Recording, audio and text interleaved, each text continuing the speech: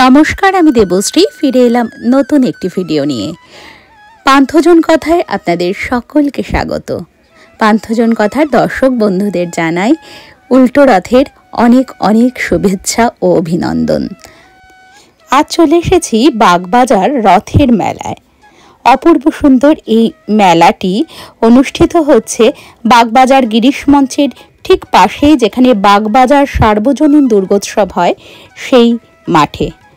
রথের দড়িতে টান দেওয়ার সাথে সাথে ছোট থেকে বড় সকলেরই এই রথের মেলা নিয়েও উৎসাহ কিছু কম থাকে না। রথের মেলায় পাঁপড় ভাজা, জিলিপি ইত্যাদির সাথে সাথে ছোট ছোট মাটির পুতুল এবং অন্যান্য নানা জিনিস সংগ্রহের প্রতি একটা উচ্ছ্বাস উন্মাদনা কিন্তু সকলেরই প্রায় থাকে।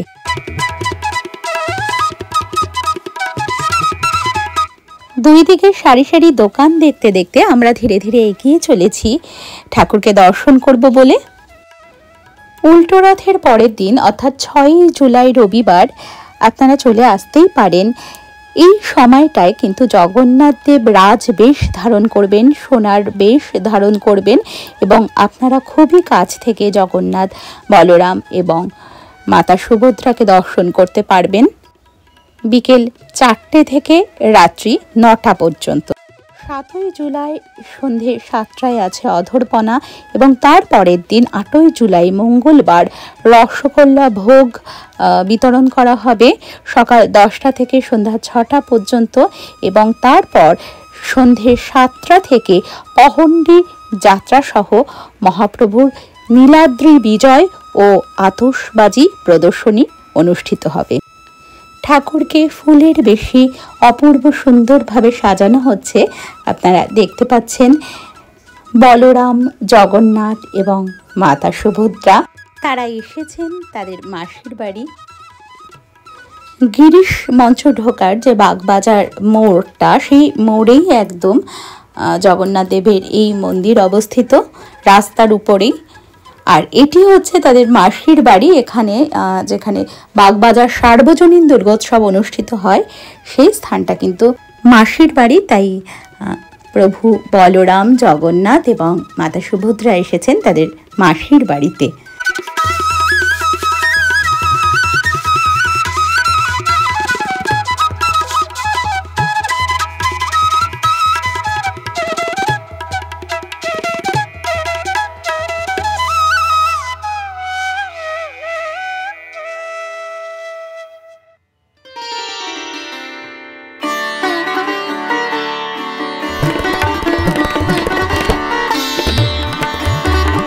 ঠাকুরকে দর্শন করে চলে এলাম মেলা ঘুরে দেখার জন্য। মেলায় বিভিন্ন খাবারের স্টল, বাচ্চাদের খেলনা স্টল, প্রসাধনী, বাসনপত্র ইত্যাদি নানা রকমের পসরা সাজিয়ে বসেছে দোকানিরা। যদিও দাদু বা বাবার মুখে শোনা তাদের রথের মেলা স্মৃতি কিন্তু অনেকটা অন্য রকম। তখন ছিল তালপাতার বাঁশি, তালপাতার পাখা, হাতে তৈরি নানা রকম জিনিস। রথের ঠিক পরেই হয় ঝুলন যাত্রা, সেই কারণে ঝুলনের নানা রকম মাটির পুতুল ইত্যাদি নিয়ে বসতেন দোকানিরা। এই স্টলটি ছিল মেলার মধ্যে আমার কাছে সবচেয়ে আকর্ষণীয়।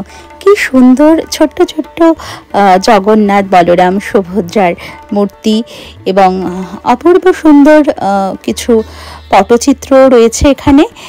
এছাড়া নিম কাঠের বিগ্রহ, স্টোন ডাস্টের বিগ্রহ, কিছু ছবিও রয়েছে। আর এই হলো উড়িষ্যার বিখ্যাত তাল পট্টচিত্র।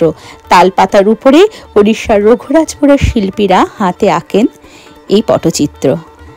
সুপুরির উপরে আঁকা জগন্নাথ, বলরাম, সুভদ্রার চিত্রসহ নানা ধরনের ঠাকুরের বিগ্রহ, জগন্নাথ দেবের বিগ্রহ এবং উড়িষ্যার থেকে আনা নানা রকমের দ্রব্যাদি দিয়ে সেজে উঠেছে এই স্টলটি।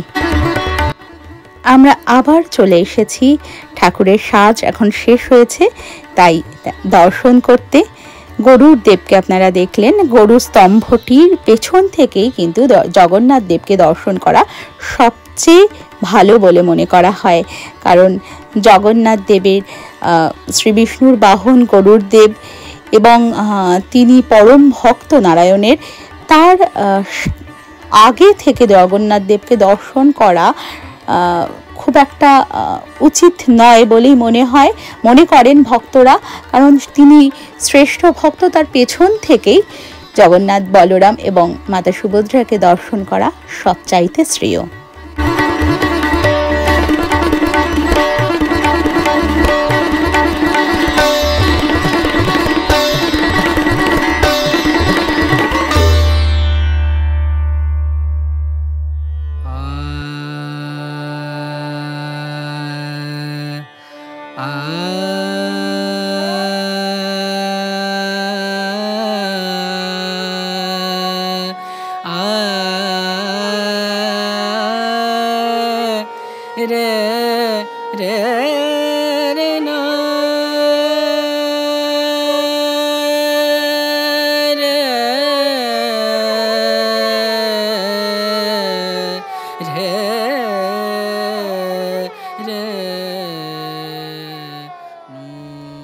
আমরা আবার চলে এসেছি মেলা প্রাঙ্গণে এবং মেলাটি আরেকটু ঘুরে দেখব যাওয়ার আগে।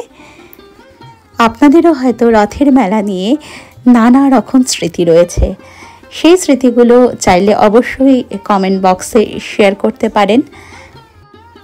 আপনাদের সেই স্মৃতির পাতা থেকে তুলে আনা গল্পগুলো শুনতে পারলে, জানতে পারলে আমারও ভীষণ ভালো লাগবে।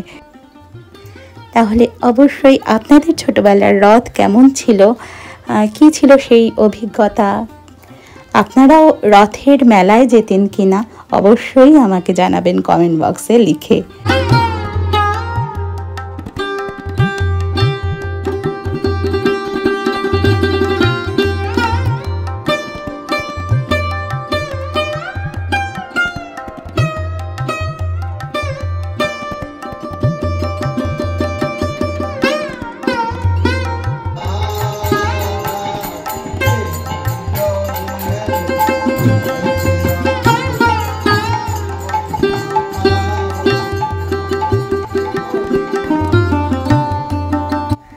চলছে ভক্তদের মাঝে প্রসাদ বিতরণী, সকলেই একে একে প্রভুর প্রসাদ নিয়ে যাচ্ছেন।